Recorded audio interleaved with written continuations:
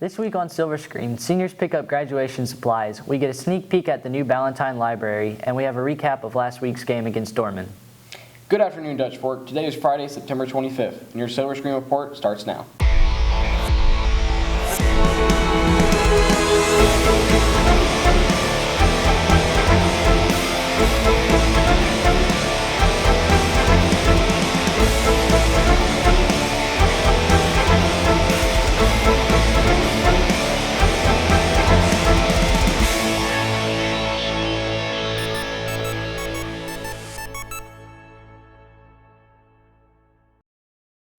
It's that time of year again, time for seniors to start preparing for graduation. Thomas DeSeto checks it out. Jostens offers the basic supplies plus anything else students need for their graduation.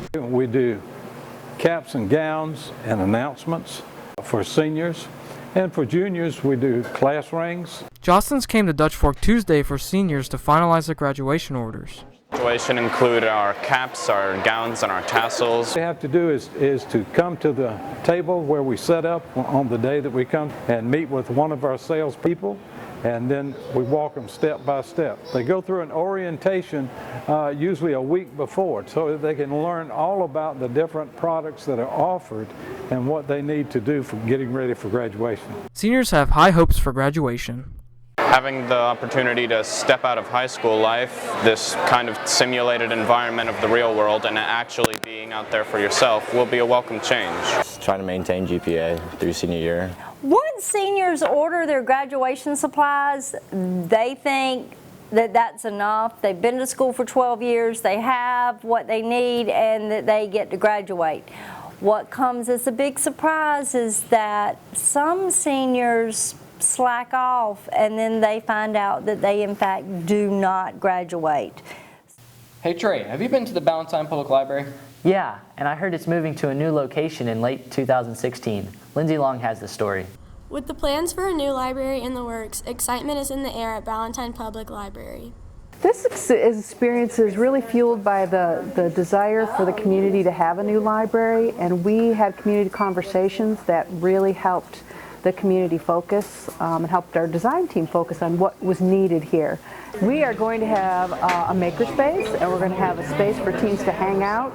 We're going to increase our teen programming and our collections. So I think it'll be a nice place to go where you're not at school and you're not at home, but you can hang at the library instead. We were trying to think of a very simple way so the building doesn't dominate the very wooded site, you know, so the building kind of blends into the background, and we're using black brick for the outside and wood siding that is kind of like a rough wood, so it goes along with the idea of like a refuge in the woods. Now that the design has been created, the community is now choosing the date to start construction. We've been working on this project for about a year now, and that's usually the process. It takes about a year to design it and then about a year to build it, depending how big it is. It should be done about a year from now. That's a kind of a rough estimate. You know, building, you have other things that you need to consider, the weather and other time constraints, but that's what our goal is. In hopes of drawing the community together, the library has intentions to bring modern edge along with classic style together. The community is really looking for a place to convene and to gather and to be more civic-minded, and the library is an opportunity to have that space. A client we work with, Richland Libraries, are great visionaries as far as modern libraries are concerned, and they don't look at libraries as just a warehouse for books, but a place of activity, whatever else, and that's very exciting as an architect to create a space that accommodates all that. Our firm is very excited about this building, you know, and just a contemporary approach to architecture, and we look forward and hope that it, you know, the community embraces it as well. This has been Lindsay Long with your Silver Screen Report. The SAT word of the week is events, a verb meaning to show or reveal. The club fair was last Friday, where students got to check out various clubs and realize the importance of joining a club. It's definitely important to join a club. You get that community aspect. You know, you get to talk to people that you may have never met otherwise. I think it's important to join a club to get involved in your school and other activities at school. Not only do clubs look good on a resume, but they can also be a way to interact with others and get involved in the community. I think it's important because it helps you get more friends and it helps you learn about things that you can do to help your community and give back. If you feel like you've been taking in, you can give it back and show your appreciation for everybody. Hey Trey, you're in guitar club, right? Yes, I took a camera to last week's meeting. Check it out. The sounds of guitars filled the hallways last Wednesday as students participated in Guitar Club. To me, Guitar Club is just getting together with a lot of other people who share my interests in guitar, getting to have a lot of fun, talk about playing the guitar, learning new things. Guitar Club to me is something that I can make me feel like I'm myself. It's a new learning experience to where I can meet new people, learn something new about guitars and all that, and even learn some new songs. Students and teachers interested in the instrument are excited to have a place to show their talents. I've been playing guitar for about 6 years now.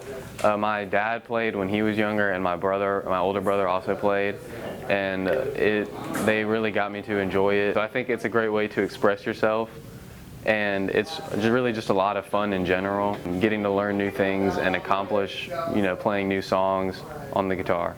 I've always wanted to play guitar because my dad will always play music in the car, rock and roll. I would watch it on TV. I've taken lessons for about 2 years now, maybe a little bit over 2 years. I've kind of played around on the guitar for most of my life. Guitar Club isn't just for new beginners, but also for advanced players and new musicians to learn and build a community of artists. I just thought it would be a great opportunity to get along with other people who share the same interest in playing guitar and maybe even learn a few new things that I haven't learned before. It makes me remind myself that anyone could play guitar, beginner or pro.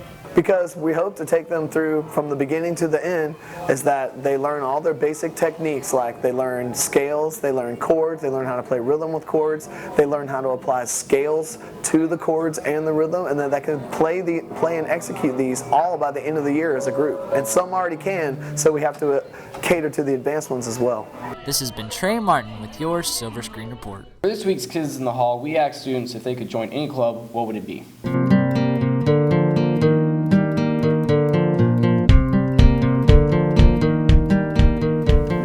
Club, just to put it on your application because it's good to serve the community. Foursquare Club because I really like to play Foursquare. If I could be in any club, I'd be in HOSA Club because I'm really interested in health science and I want to be a doctor one day. If I could choose a club, it'd be archery because I want to be like Katniss Everdeen. So, how about that game against Dorman last week? Yeah, it was pretty intense. Here's Adam Amick with more. This past Friday, Dutch Fork took on Dorman High School. The team had held intense practices throughout the week to prepare for this game. More consistent for 48 total minutes, and we knew Dorman was a great football team, and I don't think anybody in this building wanted to be 1-3 after playing Dorman. So to get a win and go 2-2, that was a little boost of confidence for us. It validates a lot of the hard work that we've been doing. So I think we're about back to normal now. It's probably one of the best teams that we're going to play this year, and for us to be able to pull out a win in that type of situation really proved us what kind of football team we are and really what we can do when we put our minds to things. We're doing a whole lot of team periods where we basically scrimmaging, so that way we can really feel out the defense and the offense and see what we need to adjust for the game. Prepared all week with intensity in the weight room and brought out onto the field. We were really focused all week. We had a good game plan going in to beat them. In the first quarter, senior running back Stephen Davis was injured, which was a detrimental blow to the team. Steve Davis got hurt. The team seemed to, they were down at first, as we all were. We felt bad for him and us. But then once he got hurt, we just said, well, it's our family that's all that's left now. It's our team that's all that's left. And the guys just put out tremendous effort and made a lot of good plays. Affected us a lot, obviously. He's been my best friend since elementary school, and the whole team's a big family, so that definitely affected us. When he got hurt, it was a devastating blow because he's probably one of our best players. And when he got hurt, that really hurt our confidence as a team, but we were able to come back and had adversity to come back and win the game. There are many things that the boys plan to do to improve. That if we play together, we can beat any team in this state, and we're finally starting to come together as a team, and that's what we learned. You have to play 100% all 4 quarters because it can always come down to the last 20 seconds like it did last Friday. This has been Adam Amick with your Silver Screen Report. September is National Suicide Prevention Month, and the topic is hits really close to home. Here's our producer, Maddie Mason, with more. When a tragedy happens, we as publication staffs are supposed to address the issue, not the individual. In this case, we feel we need to address both.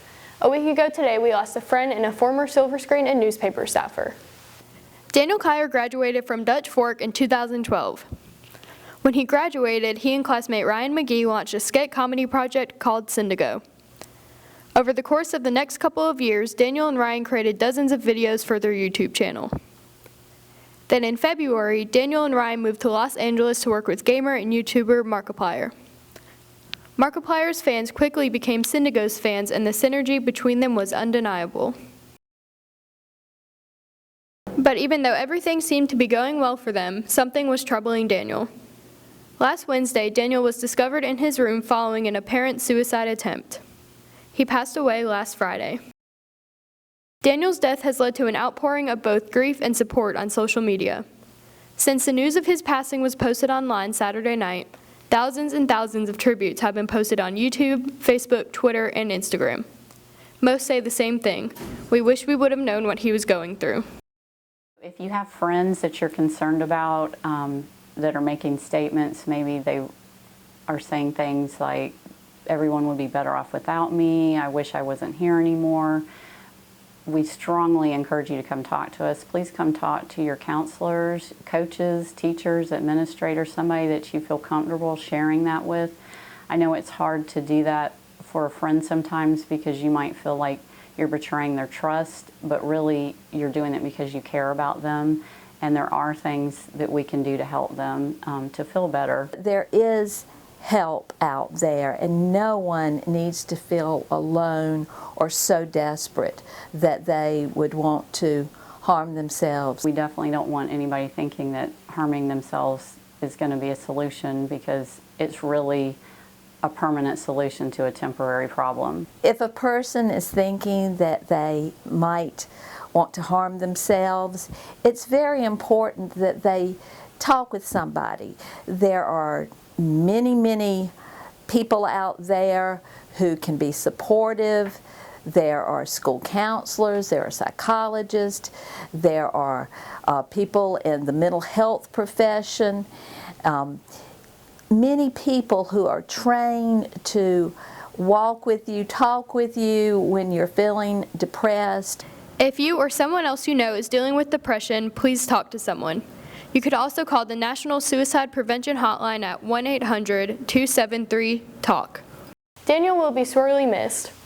As our tribute to him, we leave you with this gem he and classmate Gray Rhodes produced when they were on Silver Screen.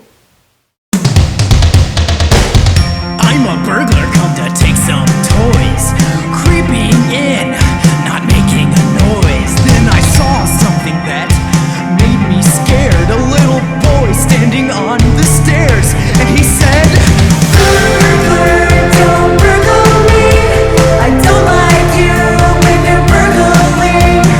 Burglar, why can't you see? You should stop your burgling. Sorry for my burgling ways. I'll be a good guy for the rest of my days. I used to be a bad man, but now I've changed, little boy, take my hand. Burglar, you're a good guy now. To be honest though, I don't see how burgling me was really rude. My dad called the cops, so now you're really screwed. And now for some announcements. Attention to all homecoming candidates. Please report to the hallway outside room 252 immediately after school next Tuesday. You'll be taking your pictures for the football program and filming your introductions for Silver Screen. You must have your partner with you before you're photographed and filmed. First come, first serve. See Miss Medlock Green in room 252 if you have questions. Here's Caleb with more. Thanks, Trey. Girls basketball tryouts are going on now through October 16th. See Coach Norris for more details. The homecoming dance will be held next Saturday at the Zone from 7:30 until 11 p.m. Tickets are on sale through next Wednesday. Tickets are $15 for singles and $25 for couples. Thanks for watching. We'll see you next week. In the meantime, we leave you with some of Daniel Kyer's silver screen bloopers. 5 years in the forest will kill you. So we're going this way. Follow me. Ah, thorn! No, do that again. I messed that up.